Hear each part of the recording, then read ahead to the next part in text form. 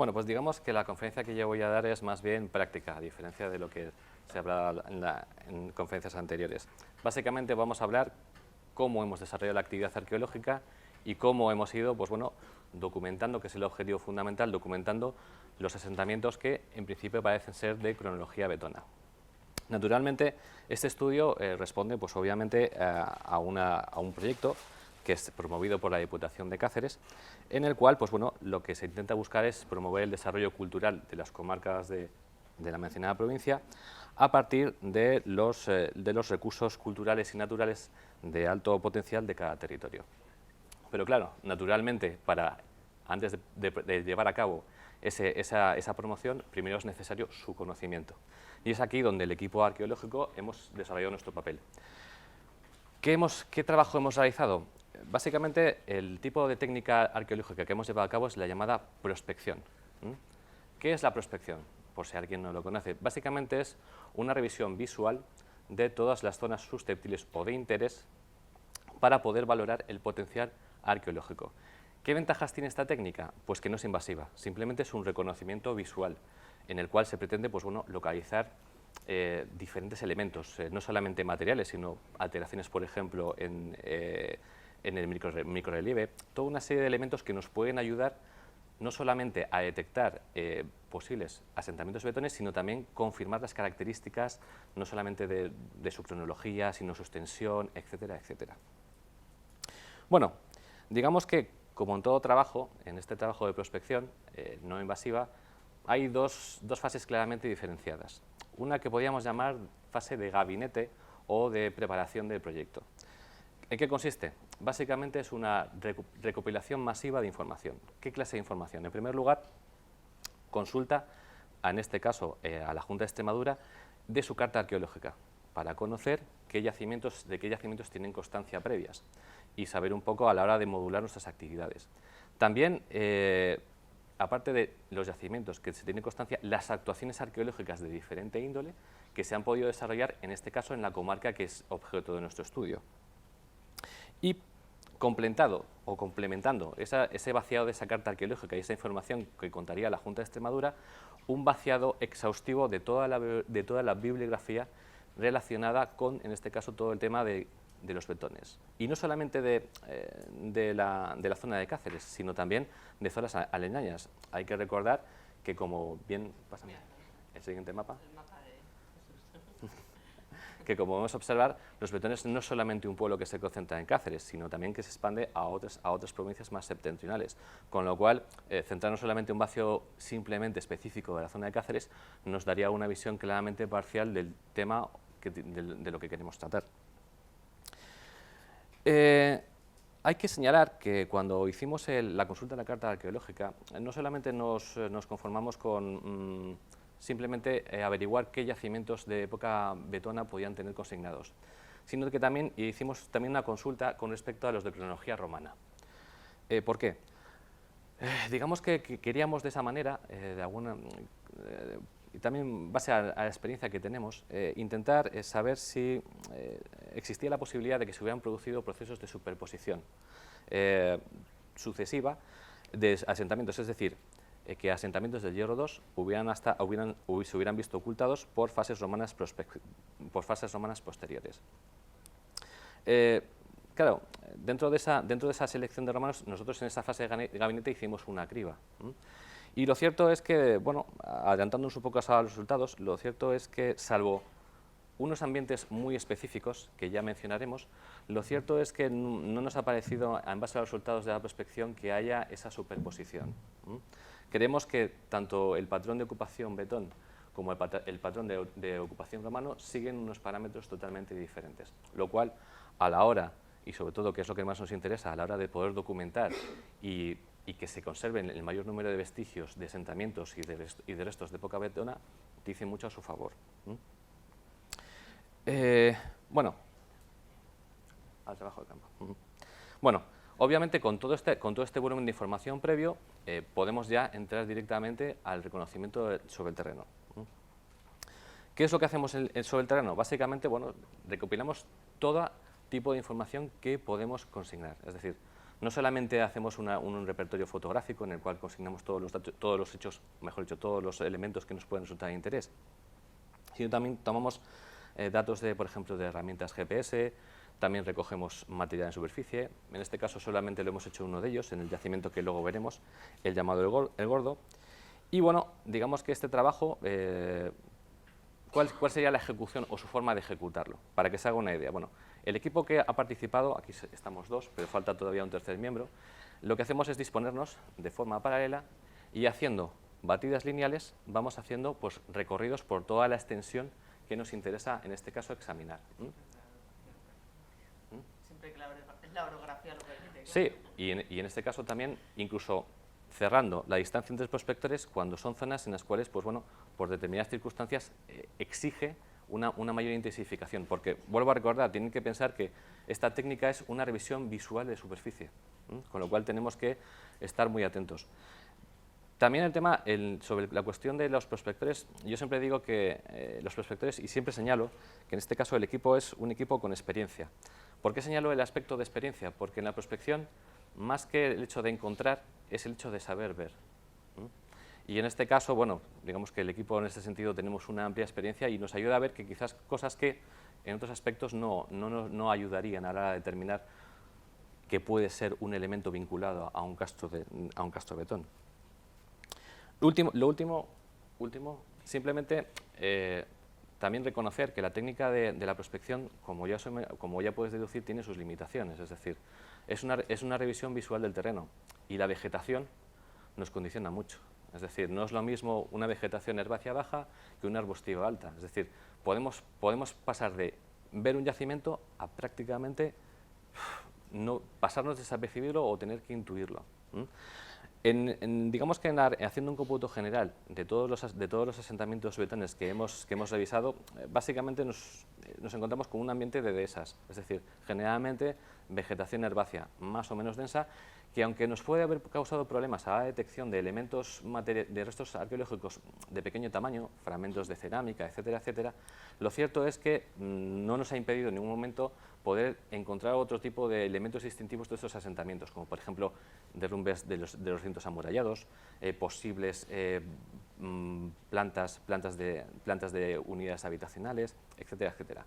Sin embargo, vuelvo a insistir, hay que tener presente que, por un lado, es una técnica no invasiva, pero que tiene sus limitaciones.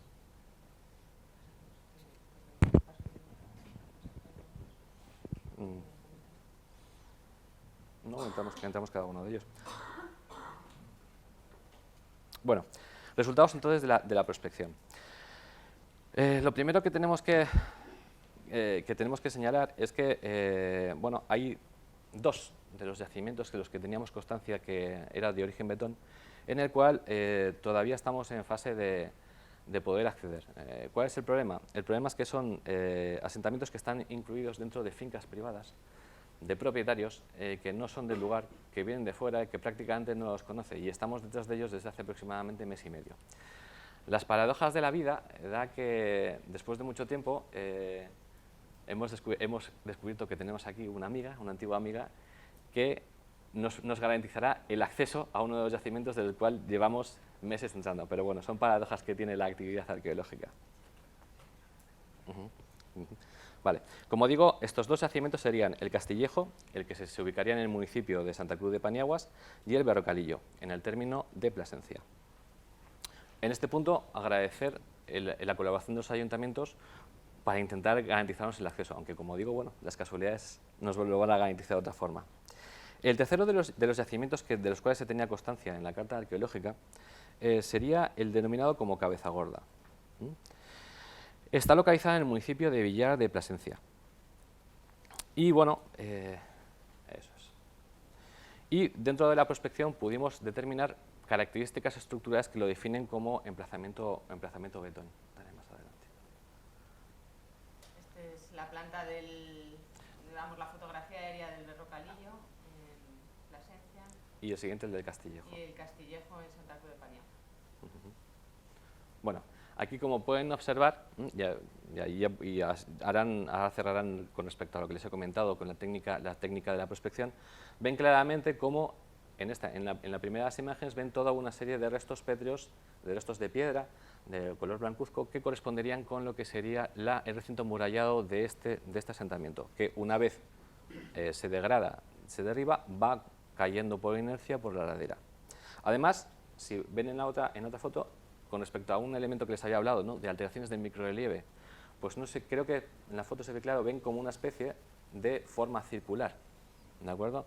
Lo cual nos induce a pensar de que sería una base habitacional con una planta de ser circular. También es cierto que en este mismo yacimiento hemos encontrado lo mismo, pero con planta rectangular. Lo cual, elementos que hemos visto sobre el terreno y que certifican, cosa que, como he dicho, ya estaba consignada en la carta arqueológica, que estamos ante un asentamiento betón. Bueno, el siguiente, vamos a ver, del siguiente. Ya una vez, ya aparte de los tres asentamientos que estaban consignados dentro de la carta arqueológica, hemos podido certificar otro que no estaría recogido en ella, pero sobre el cual ya existían referencias bibliográficas y en el cual la colaboración en este caso de los vecinos, también ha sido muy importante para certificarlo. Y estamos hablando del yacimiento de El Gordo. Este yacimiento se localiza digamos que es una plataforma mesetada que se localiza en la parte superior de la elevación conocida como El Gordo. Está relativamente aislada, alejada de los núcleos de población, por ejemplo, está a unos 5 kilómetros de Cabezavellosa, a 8 kilómetros de Plasencia, y digamos que además se da la paradoja de que realmente este castro se extiende por un terreno en el que confluyen 3 municipios: Plasencia, Oliva de Plasencia y Cabezavellosa. Hablando un poco acerca de sus características, estamos hablando de, como digo, de un enclave que tiene aproximadamente unos 8,5 hectáreas de extensión y que presenta una forma ovalada, alargada, cuyo eje de orientación parece seguir una dirección nordeste-sureste. En una primera valoración relativa a identificar este asentamiento como posible castro del Hierro II, destaca por encima de todo un factor, y es el amplio control visual disponible. De hecho, aquí podemos ver en la foto de la izquierda el control que tenemos, el control disponible desde la parte superior de la plataforma. La foto de la derecha, en este caso, sería una foto desde la distancia de la zona en la cual se extendería este yacimiento. Pasa.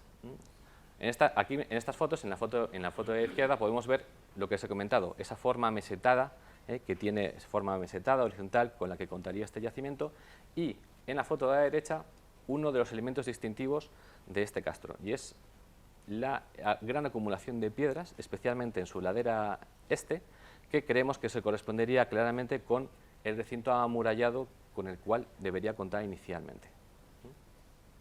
Pasa. Claro, una cosa es el recinto y otra cosa es que tiene que tener sus entradas y sus salidas. Queremos haber localizado 2 entradas en su eje norte y en su eje sur. La foto en la que está señalando mi compañero creemos que es su acceso en la parte meridional. Hay un vacío dentro del recinto murario, lo cual no haría más que completar y señalar la importancia y la articulación de este asentamiento betón. Esta sería otra foto en la cual, no solamente pueden observar lo que les he incido, ¿no?, esa forma mesetada, sino también la vegetación con la que nos hemos encontrado a la hora de ir pudiendo localizar todos estos elementos. Como elementos singulares, destaco estos dos. Por un lado, en la izquierda encontramos lo que sería una laja de pizarra. Por lo que hemos podido detectar sobre el terreno, no parece que sea propia del lugar. Había sido traída desde fuera. Y aquí nos es tentador pensar, creo que en una ponencia anterior se ha hablado, de que estas pizarras pudieran haber estado de alguna manera vinculadas a la hora de la construcción de la muralla, pero digamos que no podemos pronunciarnos mucho más allá. De la misma forma, como he dicho, es este yacimiento, el del Gordo, el único en el cual hemos podido recuperar material cerámico. En este caso como pueden ver, fragmentos de cerámica que, sí podemos, o parece que pueden tener pinta de corresponder con una cronología de del hierro 2. Sin embargo, todavía tenemos que procesar y limpiar esa cerámica para estar del todo seguros. Sí. De la misma manera que ocurría con el yacimiento de Cabeza Gorda, también hemos encontrado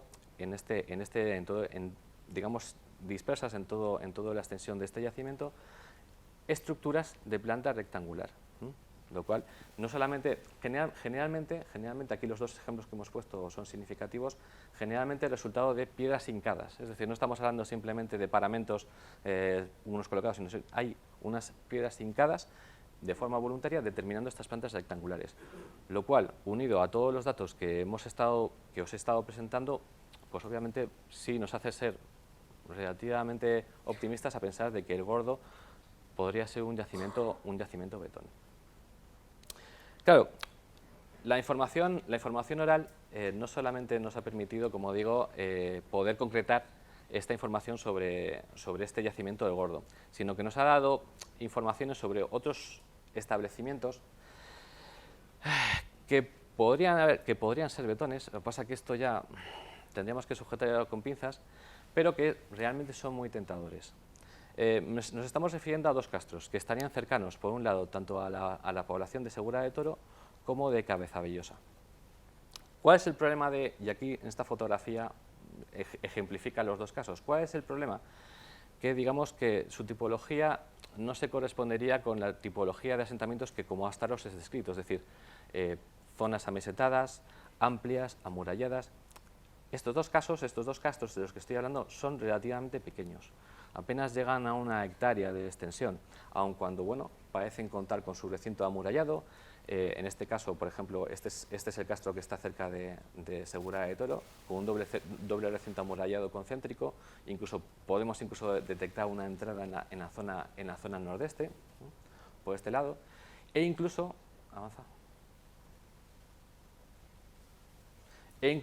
siguiendo las pautas que siempre hemos hablado, es decir, cuando hablamos de asentamientos betones, siempre están vinculados a un control visual de la zona del valle, siempre. Y obviamente, como podéis observar aquí, el control visual disponible, en este caso desde el castro de Segura de Toro, es auténticamente mejorable del valle. De hecho, este es uno de los puntos que a nosotros, a la hora de intentar o de pensar, más que intentar pensar que podría ser tendría cierto origen betón o puede tener una cierta base betona, es precisamente este control visual disponible lo que nos hace tentador incluirlo dentro de este grupo de yacimientos. Como digo, aquí, pues bueno, una foto más en detalle de todo el derrumbe que creímos que podría pertenecer o que podría estar integrado dentro del sistema murario. Y aquí, nuevamente, pues bueno, lo que hemos estado comentando, posibles estructuras rectangulares que parecen estar realizadas con lajas de gran tamaño y que volvemos a lo mismo, podrían ser también integradas dentro de un poblamiento hipotéticamente de este castro. Bueno, ya aparte de estos dos yacimientos que, como digo e insistimos, entendemos que están, pues bueno, es bastante complicado afirmar que son betones, pero no es tampoco descartable. Una de las constantes que nos hemos encontrado ante la prospección ha sido el encuentro de berracos, ¿no? Es un elemento distintivo de la zona y no solamente hemos encontrado, pues bueno, berracos en este caso como el que está plantado en la plaza de Segura de Toro, ¿no?, sino también constantemente nuevos. Por ejemplo, en la foto de la derecha pueden ver lo que creemos que es un berraco seccionado que está integrado dentro de un muro de delimitación de un campo. Mi intervención versa un poco en qué hacer una vez concluidos los trabajos de campo, los primeros trabajos de investigación sobre el mundo betón en estas dos comarcas. Hemos avanzado levemente en lo que es la investigación, pero ahora hay que apostar por las otras 3 patas de la mesa, como son la conservación y la restauración, la protección desde un punto de vista legal y la difusión y puesta en valor.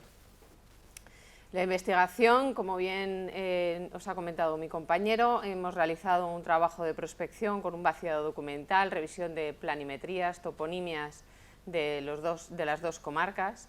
En algunos casos, como en el caso del castro de Castillejo en Santa Cruz de Paniagua, no se ha podido acceder, pero consideramos que bueno, es posible que esté bastante alterado dadas las tareas de reforestación que se pueden ver perfectamente en la imagen, la construcción de caminos, incluso de una gran vivienda en el cerro, en la parte superior del cerro.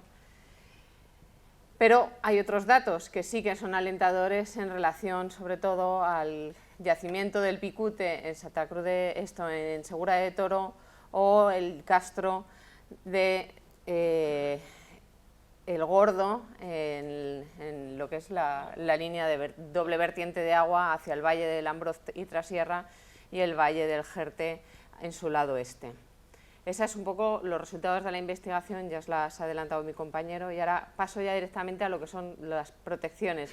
¿Qué creemos que debemos de hacer desde el punto de vista de la protección legal de estos yacimientos? ¿En qué situación se encuentran? De todos ellos, únicamente el yacimiento del Berrocalillo, situado en Plasencia, es el único que ahora mismo se encuentra protegido por el Plan General de Ordenación Urbana de Plasencia.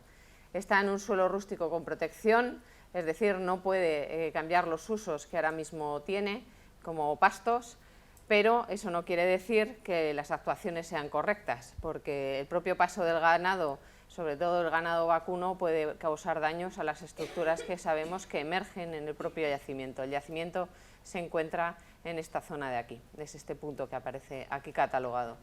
No es bien de interés cultural y se encuentra en una propiedad privada, con lo cual, desde el punto de vista de la Administración, es complicado acceder a no ser que pase a ser propiedad pública, que para eso sería la Administración la que debería de llevar a cabo las negociaciones oportunas. El resto de yacimientos no se encuentran en suelos, casi todos están en suelos privados, únicamente el yacimiento de El Gordo está en una confluencia de 3 términos municipales, de hecho se llaman las 3 lindes, la parte superior, y están las 3 tapias que delimitan los 3 términos municipales, con lo cual tendríamos la labor ya no de las propiedades privadas, sino de poner de acuerdo a 3 ayuntamientos, que casi es más complicado.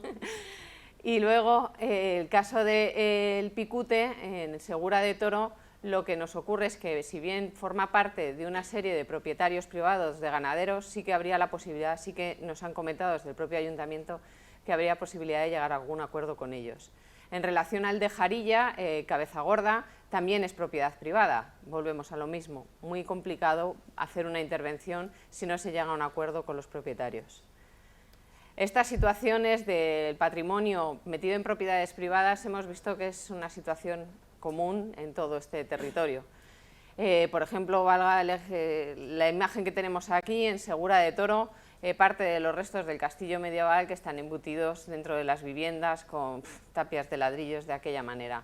Es decir, el desarrollo de una normativa que haga la apuesta por la conservación y protección desde el punto de vista legal de todos estos yacimientos, creemos que es el primer paso que debe tomar a cabo la Administración, tanto la Junta de Extremadura como los propios ayuntamientos, valorando cuáles son sus yacimientos, haciendo cartas arqueológicas que otorguen un rango de protección a los yacimientos y controlando los usos que se hacen en cada uno de ellos.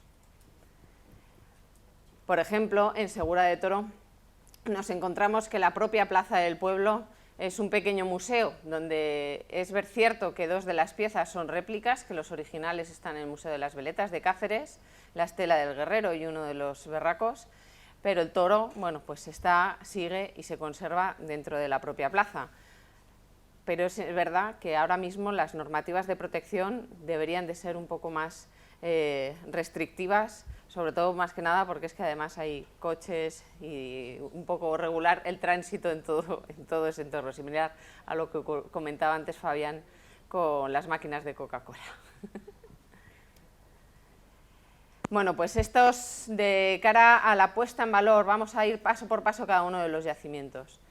Estos son los enclaves en los que concluimos que es posible una ocupación de la Segunda del Hierro, siendo los 2 principales, lo que comentaba antes en el profesor Enrique Cerrillo, de la díspolis, de la cáparra prerromana, posiblemente se concentre en la zona del Berrocalillo, que es el yacimiento de mayores dimensiones, con un doble recinto fortificado y una superficie en torno a las 30 hectáreas.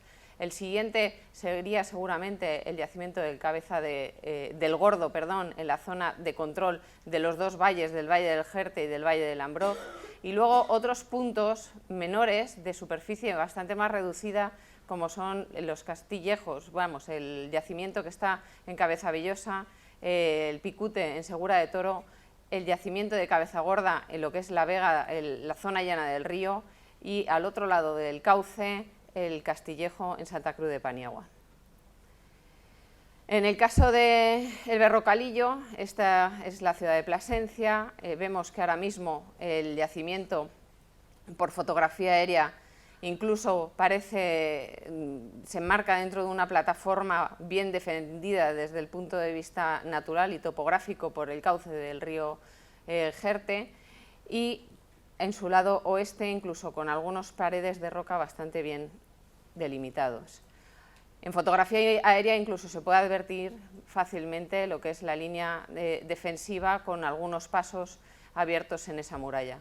Las referencias al yacimiento, dado que no lo hemos podido inspeccionar con detenimiento, aunque creemos que lo conseguiremos en los próximos días, son varias, y en algunos de los casos hacen referencia a la recuperación de materiales que están en colecciones privadas, como son estos que se muestran en este artículo, en el que se ven pues, las típicas espadas de antenas de la Segunda Edad del Hierro con varias fíbulas, alguna moneda y algunas piezas realizadas en granito que están talladas y con formas de lo que parecen ser incluso algún berraco. Esta es toda la información que tenemos del Berrocalillo, con lo cual la investigación debe continuar en este yacimiento y la Administración debe poner interés en llegar a un acuerdo con la propiedad para fomentar la investigación de este castro, ya que consideramos que es seguramente el castro de mayor envergadura de época betona en todo este territorio. ¿Qué ocurre con el Gordo? Bueno, el Gordo es todo este cerro, como os comentaba, está en la vertiente de aguas, controla perfectamente la línea divisoria de aguas entre el Valle del Ambroz y el Valle del Jerte. Es una zona de muy difícil acceso. Mientras que el Berrocalillo está al lado de la ciudad de Plasencia y creemos que con un acuerdo con la propiedad podría llevarse a cabo unas investigaciones con una puesta en valor bastante más accesible a todos los ciudadanos, porque es bastante más accesible que en el caso del Gordo. En el caso del Gordo, en el mejor de los casos, puedes pasarte la mañana en lo que llegas, te das el paseo y bajas otra vez. Es decir, que es un yacimiento bastante más complicado desde el punto de vista de la accesibilidad del visitante. Eso no resta que sea interesante llevar a cabo investigaciones en su superficie, ya que, como os ha comentado mi compañero, hay bastantes estructuras arqueológicas visibles, desde el recinto murario de todo el recinto fortificado de la muralla a posibles estructuras domésticas. Pero claro, hay que entender el por qué está este yacimiento aquí. Es fundamentalmente por lo que comentábamos antes. Desde aquí tiene un control visual estupendo de todo el Valle del Ambroz. Aquí tenemos el Picute. En esta zona de aquí es el castro de Cabeza Villosa. Aquí está el posible castro de Cabeza Gorda. Y todo esto sería lo que es la Vía de la Plata ya hasta la Vía de Plata romana, que no descartamos que tenga un posible origen prerromano por las labores de transhumancia que son habituales en esta época, que posiblemente los romanos no hacían, les tenemos muy idealizados, pero no inventaron nada nuevo. En muchos casos simplemente organizaban el territorio conforme a unas actividades económicas ya existentes.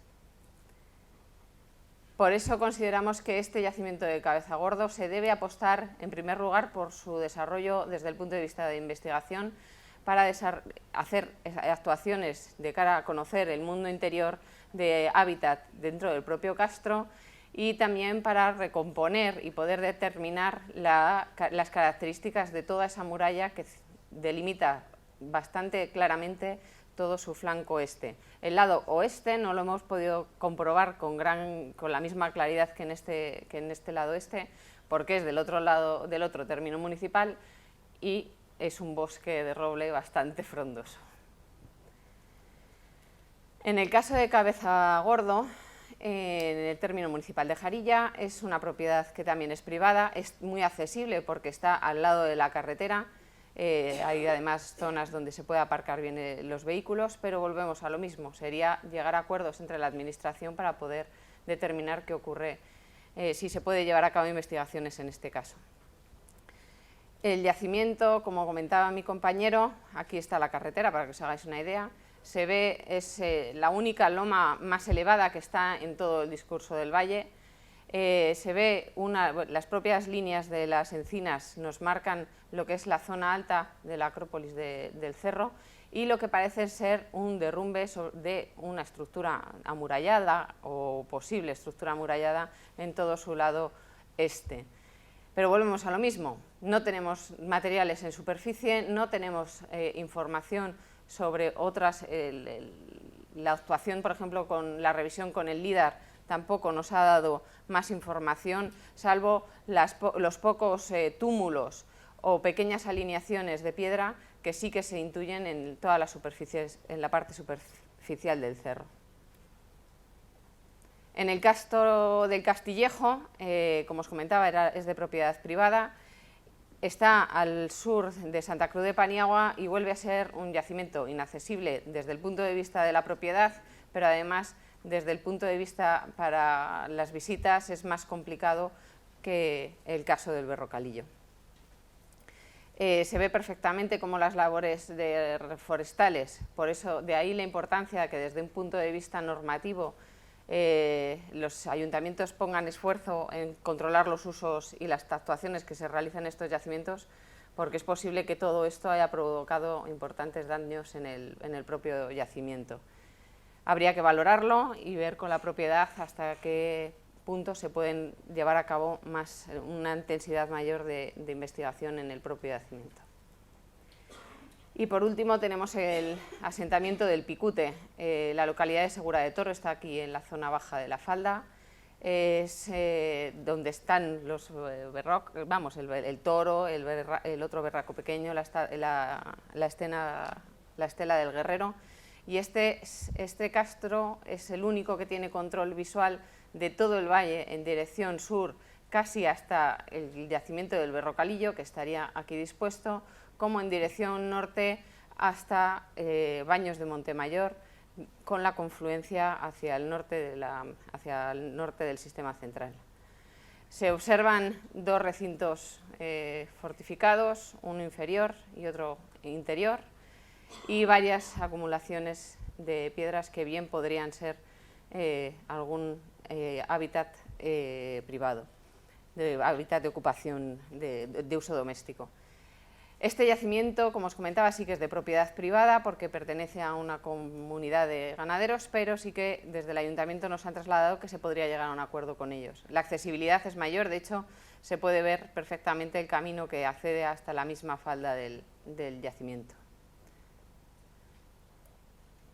Entonces, bueno, ¿qué proponemos nosotros después de concluir las actuaciones de campo? Pues proponemos centralizar las investigaciones futuras y las actuaciones futuras en 3 puntos. En el Berrocalillo y en el Gordo, desde el punto de vista de investigación de la ocupación puramente betona de los 2 asentamientos principales, siempre y cuando se lleguen a acuerdos entre los 3 ayuntamientos en un caso y con la propiedad privada en otro. Y en el caso de Segura de Toro creemos que es un núcleo de referencia porque la dilatada ocupación que parece testimoniar todos estos restos arqueológicos que tenemos, tanto del yacimiento del Picute, que podría ser objeto de excavación y empleo de nuevas tecnologías como el LIDAR para determinar la presencia de otras estructuras, la presencia de los mismos estructuras del Toro y del Berraco, con innumerables lagares rupestres que están por toda la falda de la sierra, asentamientos romanos que están en el propio pueblo y el asentamiento medieval posterior con todo el castillo que se encuentra dentro de la propia localidad. Creemos que hacer una apuesta por proseguir las investigaciones en el propio localidad de Segura de Toro nos puede abrir un poco la perspectiva de la evolución de la ocupación en esta localidad desde época prerromana hasta la Edad Media. Algunos de los ejemplos, pues bueno, la propia plaza del pueblo es como un museo. De hecho, el sillar que vienen aquí con una representación fálica propia de la Edad Romana ha sido encontrado hace unos meses, por lo que nos comunicaban. El capitel, pues ocurre lo mismo, son claras muestras de la ocupación romana, no creemos que sea del propio pueblo, pero sí de la zona baja y de la zona ya más llana de pastos que tiene y de cultivos de olivo que está más hacia el oeste. La presencia que os comunicaba de todos los lagares rupestres que también se han revisado porque es la tradición celta que llaman, ¿no? Los lagares celtas en toda esta comarca, para la prensa y la molienda de bellota, olivo y de distintas castañas, distintos frutos que son muy numerosos. Hay algunos bastante espectaculares como este que tenemos aquí, donde hay una consecución de varias piletas, o este otro que vemos cómo utilizan las propias bloques de granito, los horadan y excavan para hacer estas pilas. Esta es una de las tapias de una de las huertas de Segura de Toro, en donde se ve perfectamente cómo hay muchísimos sillares de granito que posiblemente pertenecen a una construcción seguramente de época romana y que en el mismo muro está embutido lo que creemos que es parte de otro posible verraco, que lo tendríamos que comprobar. Y es en esa misma zona, a escasos metros, donde se localizó el toro que está ahora mismo presidiendo la Plaza Mayor. El patrimonio, como os comentaba, de todo el municipio, de la localidad, es bastante rico, por lo mismo que os indicaba antes, la evolución histórica del lugar. ¿Y qué actuaciones proponemos? Aparte de cara a la investigación, que creemos que se focaliza en esos tres puntos, el Berrocalillo, el Gordo y Segura de Toro, pues aparte de profundizar en las investigaciones a través de excavaciones arqueológicas y programas de investigación consensuados con universidades, es fundamental inculcar a la población el valor de su patrimonio, socializar ese patrimonio, como bien comentaba antes uno de nuestros compañeros. Para ello hacemos una serie de propuestas para comenzar con los más pequeños. Son ellos los que van a heredar todo este legado y son ellos los que lo van a tener que amar y defender de cara al futuro. Toda nuestra experiencia nos dice que todas estas actuaciones que se desarrollen con escolares, en que se implique a la comunidad educativa y a las propias familias, dan un resultado excepcional, porque además son la propia familia la que luego se acerca a ver los lugares, se implica en la investigación de esos lugares y creemos que es por ahí donde se debe apostar. En visitas con escolares, con unos programas coordinados con las distintas administraciones para implicar a la comunidad educativa, pero además con talleres en las propias aulas. No tienen por qué ir simplemente al campo, también se puede hacer mucho trabajo desde el propio aula. Además, se pueden desarrollar contenidos visuales de distinta índole, los contenidos web, unidades didácticas. Hay miles de herramientas que a día de hoy, con las nuevas tecnologías, pueden ser empleadas para llegar a que esta información a la población más joven, que muchas veces coger un libro les cuesta, pero que ver una serie de herramientas digitales no les va a costar lo más mínimo. Estos son algunos ejemplos que hemos ejecutado nosotros. Por ejemplo, otro caso son, ya para población adulta, estamos acostumbrados a las visitas guiadas cuando ya el yacimiento está excavado, cuando ya está musealizado. Y muchas veces la gente, el público, se pregunta que cómo hemos, los propios arqueólogos, llegado a la conclusión de que eso era así. Creo que es importante que los arqueólogos también defendamos un poco nuestra labor y expliquemos realmente la dureza de nuestro trabajo, que en muchas ocasiones nos ven en el pleno verano diciendo ¡ay, qué bien, os pasáis las vacaciones aquí trabajando!, ¿no? Y mucho menos. Es nuestro trabajo, es nuestra profesión y aunque nos gusta y disfrutamos mucho de ella, creemos que es importante que este mensaje se traslade a la población, que sepan en qué consiste una investigación arqueológica, en qué consiste una excavación, en qué consiste una restauración y cuáles son los agentes que deben de estar implicados económicamente en ello y qué universidades se involucran y todo el proceso de investigación que realmente es bastante arduo. De hecho, ahora mismo hemos estado desarrollando alguna visita en algún otro yacimiento durante el programa de excavaciones que hemos llamado Excavación Abierta y efectivamente ha tenido una gran repercusión con 600 visitantes en 3 fines de semana. O sea que creemos que es una ayuda para que la propia sociedad valore más este patrimonio. Evidentemente las señalizaciones son fundamentales. De nada sirve desarrollar proyectos de investigación si luego esos restos, una vez cerramos la excavación, va el visitante y no se entera de lo que está viendo. Pues evidentemente volcar esa información en señales in situ, pero que además estén albergadas en contenidos web y en redes sociales, es fundamental.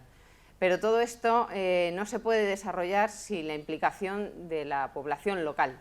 La población local es la primera que debe amar, proteger y conservar todo este patrimonio. Esta imagen rescatada de una página web se ve perfectamente cómo la población local de Segura de Toro están con la estela del Guerrero. La estela del Guerrero que ahora mismo está en el Museo de Cáceres y que, bueno, son ellos los que valoran su patrimonio. Esta es la imagen que creo que debemos de tenernos todos en la retina para que las actuaciones de cara al futuro vinculen esta población a esas actuaciones, no dejarles de lado, que no vengan intervenciones, universidades de fuera de la zona, sin involucrar a la población del lugar. Y bueno, con esto concluimos.